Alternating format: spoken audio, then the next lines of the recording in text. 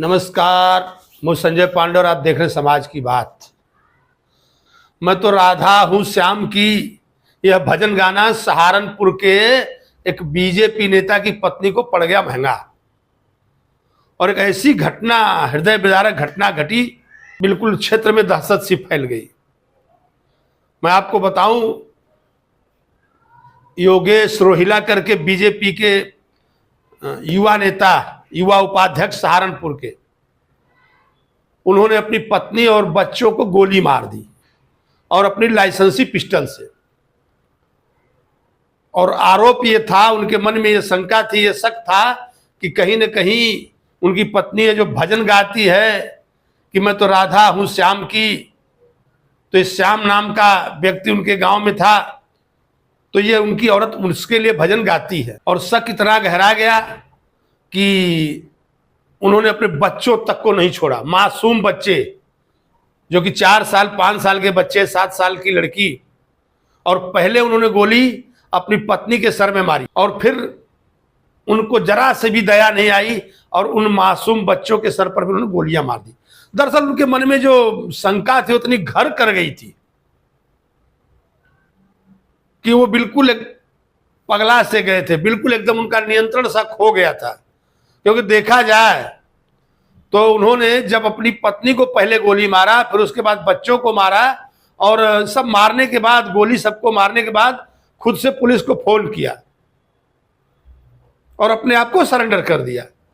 बाद में थाने में जाने के बाद उन्हें कहा कि गलती हो गई, और लोगों का जो कहना था कि वो सिर्फ और सिर्फ शक के मामले में अपनी पत्नी को गोली मार दी।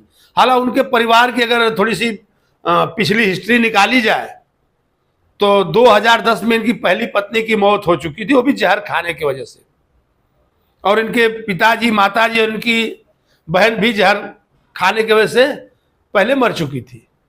काफ़ी कुछ विवादित हिस्ट्री थी इनके फैमिली की।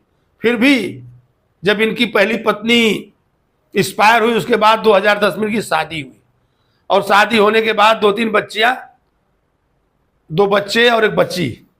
और इनको कहीं ना कहीं वहां पर जो लोग बता रहे थे, उनका कहना था कि जो छोटा बच्चा था उसका तो डीएनए जांच करवाने की बात करते थे। कहीं ना कहीं शक इनके मन में बिल्कुल बैठ सा गया था, और उसी शक की वजह से 3-3 लोगों की जानें चली गई, और चौथा अभी उनकी पत्नी हॉस्पिटल में है। पहली गोली उनको लगी थी। गंगो के अंतर्गत एक व्यक्ति योगेश रोहिला, इनके द्वारा फोन करके स्वयं सूचना दी गई कि इनके द्वारा अपनी पत्नी और 3 बच्चे, जिसमें कि 2 लड़के और 1 बच्ची थी, उसको गोली मार दी गई, चारों लोगों को, मतलब पत्नी और 3 बच्चों को। और इसके बाद इसके द्वारा बताया गया कि ये यहाँ पे अपने गांव में है, घर में है। पुलिस जब मौके पर पहुंची तो ये पता चला कि ये जो अभियुक्त है, इसके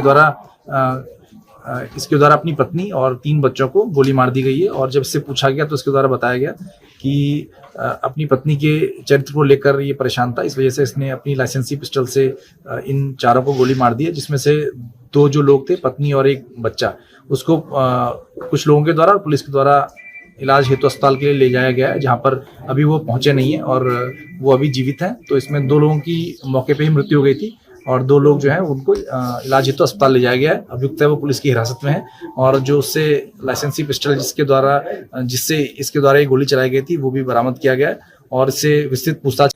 तो जो हमारे यहाँ के एक सिस्टम है, अगर देखा जाए तो आखिर हथियारों का लाइसेंस, जो सबसे बड़ी बात है कि आखिर हथियारों का लाइसेंस किस आधार पर दिया जाता है, क्या उसकी वजह होती है,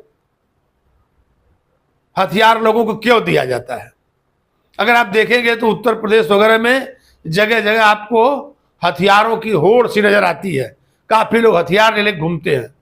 तो क्या फिर से सरकार को कोई उस पर हथियार है जो उनके लाइसेंस दिए गए हैं, उन पर फिर से एक समीक्षा करनी चाहिए कि किसे जरूरत है, किसे जरूरत नहीं है।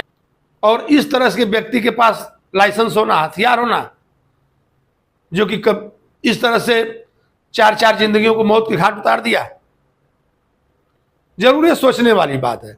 क्योंकि अगर इसी तरह से लाइसेंस बांटे जाने लगे, ऐसे ऐसे लोगों के पास हथियार रहे, तो कभी भी कहीं भी देखेंगे कि इस तरह की घटनाएं घट जाएंगी। और आजकल मैं देख रहा हूं कि समाज में पता नहीं क्या हो गया है।